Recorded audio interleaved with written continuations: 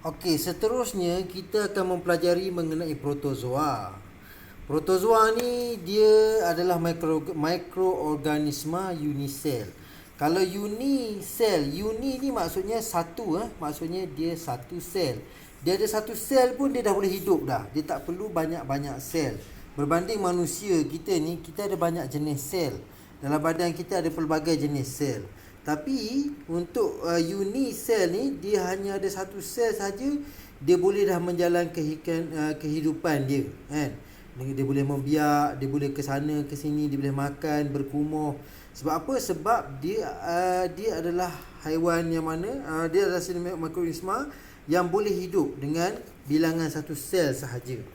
Okey, mikroorganisma protozoa ni dia berukuran antara 5 mikrometer sehinggalah 250 mikrometer dan dia dapat dilihat melalui mikroskop cahaya yang kuasa rendah. Maksudnya tak payah pakai yang kuasa tinggi lah. Kuasa rendah pun dah dapat tengok dapat tengok dah mikroorganisma protozoa ni.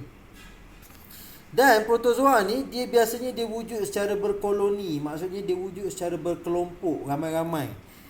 Ramai-ramai dia akan duduk. Dia tak duduk seko-seko dia situ, tak ada lah, dia duduk berkoloni. Okey, bentuk protozoa. Okey, kita pergi kepada bentuk. Bentuk mempunyai pelbagai bentuk, macam-macam bentuk. Ni macam bentuk selipar, Jadi senang je nak ingat. Kalau bentuk selipar macam ni, kita tahu dia adalah paramecium. Macam ni selipar ni paramecium. Kalau bentuk macam ni dengan dia tak ada bentuk ni, yang ni kita panggil dia ameba. So dia punya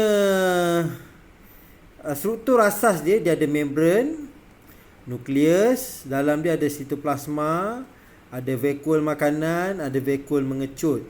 Manakala paramecium ni pula dia ada vakuol mengecut, ada mikronukleus, dia ada makronukleus, vakuol makanan, sitoplasma dia ada, silia. Silia ni adalah untuk dia bergerak.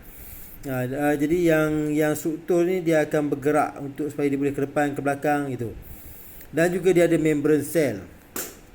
Okey, paramecium berbentuk seperti selipar dan mempunyai struktur seperti mikronukleus, makronukleus, sitoplasma, vakuol makanan, vakuol mengecut, membran sel, rambut halus yang dikenali sebagai silia. Jadi kita kena ingatlah rambut halus ni kita panggil dia kita panggil dia silia.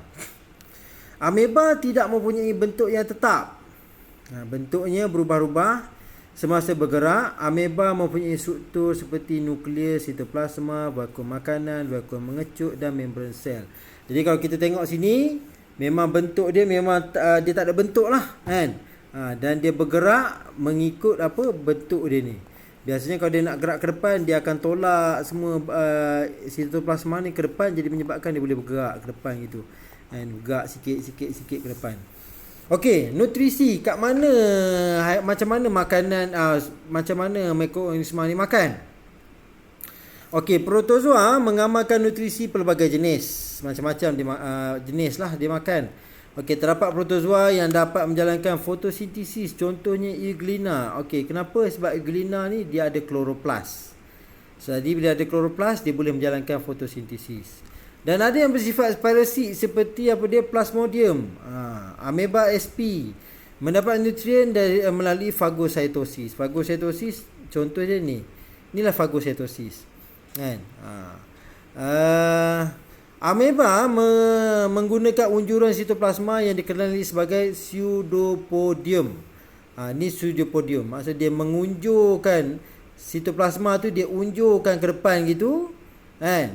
Atau kaki palsu kita panggil dia, untuk bergerak dan mengepung makanan semasa fagosintesis. Okey. Tindakan dia tu mengepung makanan tu, dia kepung makanan tu, lepas tu dia masukkan dalam badan dia. Tindakan dia tu kita panggil dia sebagai fagositosis. Nama dia ni, nama proses ni fagositosis. Nampak tak? Ameba bergerak ke arah makanan. Lepas tu dia kepung makanan tu. Okey, yang ni, yang tangan dia ni yang bergerak ni, ini kita panggil dia pseudopodium. Dan dia kepung, dia masukkan, dia jadikan sebagai vakuol makanan dan dia akan hancurkan makanan tu.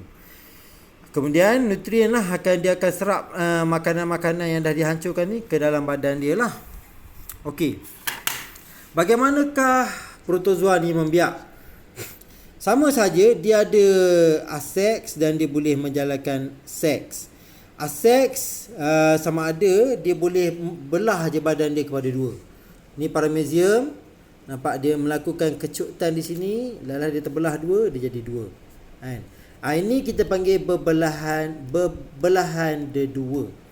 Ni ameba, dia kecut tengah, dia belah ni, dia jadi dua. Ini belahan dia dua. Jadi cara pembiakan ni kita panggil pembiakan aseks. Okey, ada juga yang mana dia menjalankan